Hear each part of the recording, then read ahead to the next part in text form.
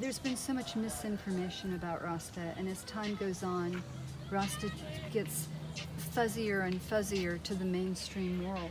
And they have all these misconceptions about Rasta. And yet there's this reverence for Rasta, but at the same time there's no commitment to the ancestral history and culture that has brought this country. So what I'm saying is that there's so much um, we need to come, if possible, and if you agree, we'd like to come back and invigorate people's respect and understanding of the culture. Because the thing is, 5 years ago, 2015, the government is asking the question, who is Rastafari?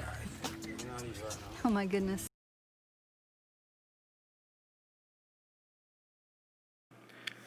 And so again, Lidj Yefdeyah here for a bit of our reporting and catching ones up. Glad to be here again on the podcast sharing. And just a side note here, as we've gone through at least this past couple of months or few months into 2020, we have noticed that a lot of ones and ones within our circles, especially ones that frequent a lot of our platforms, that were very, very concerned about France's influence as well as their perceived power within the world up until this point.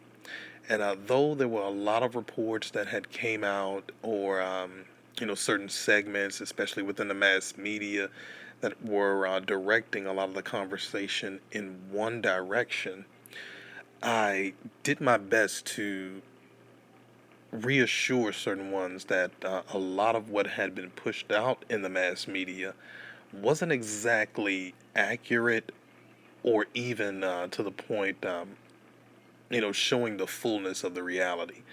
And there was clearly a need for ones to go beyond the surface of what was being reported, or at least add a few more sources to their information gathering schemes.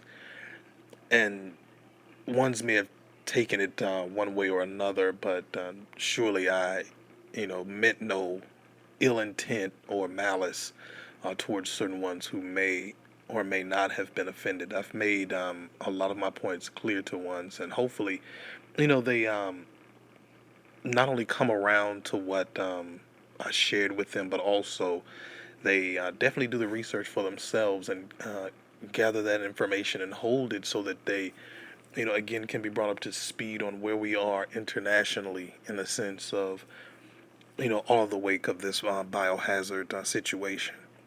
So here again, just adding to what we mentioned there, and that was just a quick shout out to certain ones, and ones hopefully that message will reach them.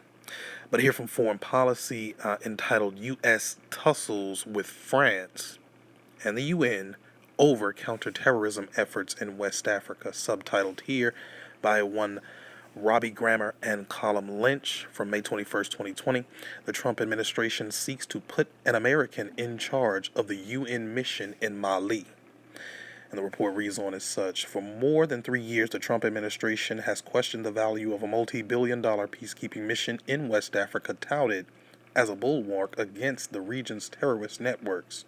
Now the the United States is promoting an American national to take the helm of the United Nations mission in Mali, fueling suspicions that Washington is seeking to expand its influence there to hasten the gradual drawdown of the mission. The Trump administration officials have been quietly lobbying diplomats from France and the United Nations to appoint David Gressley, a veteran American UN official who has held a number of senior posts at the world body, as the UN Special Representative for Mali, overseeing a force of more than 11,000 African and European blue helmets. If selected, he would replace a former Chadian foreign minister, Mohamed Saleh Anadif, who is scheduled to step down at the beginning of the next year after 5 years on the job. But France, which maintains a counterterrorism force of more than 4,500 troops in the semi-arid West African Sahel region, which has been cooled to the prospect of an American leading the mission, preferring that the post be filled by an African candidate from a French-speaking country, according to Western and UN officials familiar with the matter. The UN mission, known as MINUSMA, and for those listening, that is MINUSMA, MINUSMA, or MINUSMA, constitutes a critical pillar of French ambitions to ultimately extricate itself from costly counterterrorism operations in the wider Sahel. France has urged the UN to expand its role in the region, providing logistical support to a coalition of regional governments, the G5 Sahel, that Paris hopes can fill the gap when French forces begin to depart. The United States has long been skeptical of the French approach, citing the failure of the United Nations, Paris, and its African allies to curb the rise of Islamist terrorists and broker peace between Mali's central government and northern Tuaregs. The extremist groups, some affiliated with the Islamic State and al-Qeida, have spread from vast swaths of rural areas in Mali further east and south to Niger and Burkina Faso in recent years. The groups have exploited local grievances to gain political footholds in regions struggling with weak governance and limited development.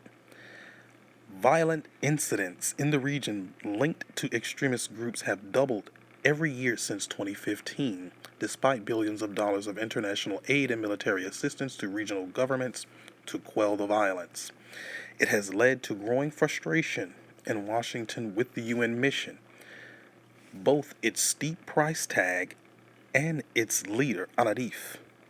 Anadif might have once had the potential to have been an effective leader for the mission, but that moment has long passed, quote-unquote, said one U.S. official with experience working on the issue. Anadif's only utility seems to be as the bureaucrat in charge of what is effectively a billion-dollar air services group that runs shuttle service for Malian VIPs and logistics support for French Operation Barkhane, the official said, referring to the French counter-terrorism operation.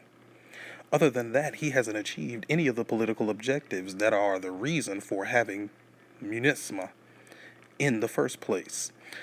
The French want to adapt the mission to expand its mandate to support operations beyond Mali's border, an initiative that comes with greater costs. Officials familiar with the matter said, but the Trump administration, which have shown greater skepticism toward the UN and tried unsuccessfully last year to shave 2,000 troops from the Mali mission, is expected to renew its campaign to cap costs and troop levels. Several U.S. officials familiar with the matter said the United States wants to advance a plan in which the mission has clear-cut benchmarks for success and a timetable to wind down operations without expanding the mission's budget, U.S. officials said. MINUSMA was established in April of 2013 after French forces intervened in the country to quash an insurgency in northern Mali by Islamist militants that threatened to seize control of the former French colony.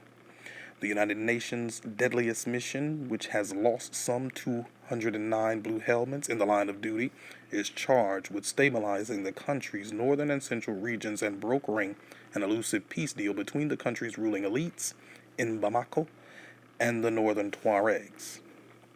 The selection of Gressley to be the new head of the mission would make a departure from Anadif, the latest in a string of African and European diplomats who have led the UN mission. Some U.S. officials are critical of Anadif. Despite criticisms from some in Washington, Anadif had gained a reputation in other UN circles as a savvy political operator who had extensive contacts among government and armed opposition groups. Gressley, one UN official said, would have big shoes to fill